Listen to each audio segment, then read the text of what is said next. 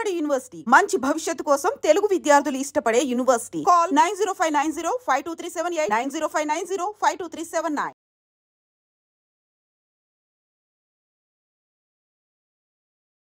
మాజీ మంత్రి ఎమ్మెల్యే సబితా ఇంద్రారెడ్డి గారి ఇంటి దగ్గర ఉన్నాం ప్రస్తుతం.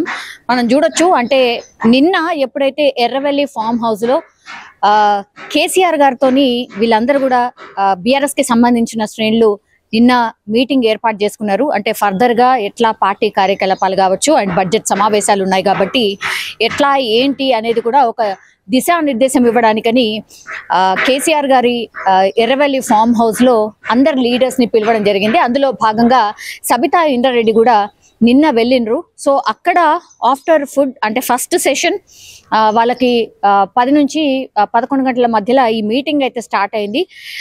ఆ తర్వాత ఈ మీటింగ్ మధ్యలో లంచ్ సెషన్ అప్పుడు తను లంచ్ తిన్న కొద్దిసేపటికే కొంత అస్వస్థతకు గురయ్యారు.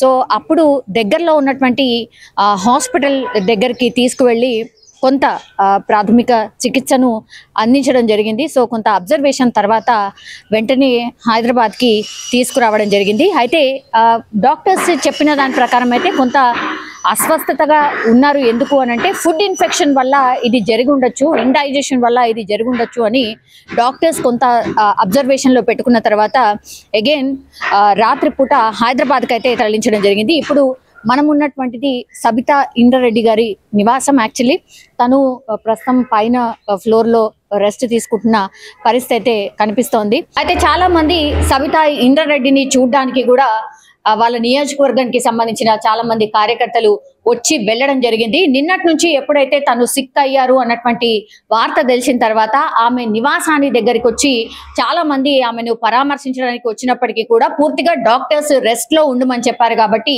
తను ఎవరిని కలవట్లేదు. ఇంకోటి ఏంటంటే చాలా మంది వాళ్లకు సంబంధించిన కుటుంబ సభ్యులు మాత్రమే ఇప్పుడు సబితాని వచ్చి పరామర్శించి వెళ్తున్నారు. ఇంకొక 2-3 డేస్ పాటు రెస్ట్ తీసుకోవాలి అని డాక్టర్స్ సజెస్ట్ చేసిన సిచ్యువేషన్ అయితే కనిపిస్తోంది. ఆమె ఇంటి దగ్గర ఎక్కడ హడావిడైతే కనిపించట్లేదు, కేవలం కుటుంబ సభ్యులు మాత్రమే ఇప్పుడు ఆ నివాస ప్రాంతం దగ్గర మనకైతే కనిపిస్తున్నారు. కానీ ఒక్కసారిగా సబితకు బాలేదు, అస్వస్థతకు గురయ్యారు అనే వార్త తెలిసిన తర్వాత మాత్రం చాలా మంది బీఆర్ఎస్ కి సంబంధించిన శ్రేణులు అట్లాగే కేసీఆర్ కూడా సబితాతోని మాట్లాడినట్టుగా, అట్లాగే సబితా కుమారుడైనటువంటి కార్తిక్ రెడ్డితోని కూడా ఫోన్ లో మాట్లాడి ఎలా ఉంది ఏంటి అని తెలుసుకున్న సిచ్యువేషన్ అయితే కనిపిస్తోంది. కేటీఆర్, కవిత, హరీష్ రావు వీళ్ళందరూ కూడా ఎట్లా ఉన్నారు ఏంటి అనేది కూడా తెలుసుకుంటున్న పరిస్థితి అయితే కనిపిస్తోంది. ఇప్పుడైతే సబితా ఆరోగ్యం బానే ఉంది.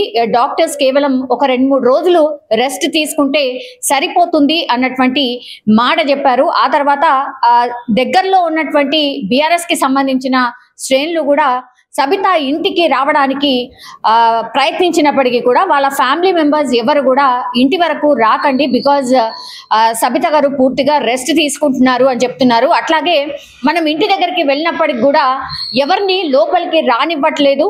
అండ్ దట్టు అక్కడ ఎవరు ఉండనవసరం లేదు, బానే ఉన్నారు, ఇప్పుడు తనకేం కాలేదు అన్నటువంటి మాట అక్కడున్న అంటే ఆ నివాస ప్రాంతంలో ఉన్నటువంటి వాళ్ళు చెప్తున్న సిచ్యువేషన్ అయితే కనిపిస్తోంది. మనము వెళ్ళి సబితా గారు ఎలా ఉన్నారు ఏంటి అని తెలుసుకునే ప్రయత్నం చేసినప్పటికీ కూడా ఎవరు కూడా తను ఎట్లా ఉన్నారు ఏంటి అని చెప్పట్లేదు. ఏం కాలేదు, బానే ఉన్నారు మేడం, మీరు వెళ్ళిపోండి అన్నటువంటి మాట చెప్పారు.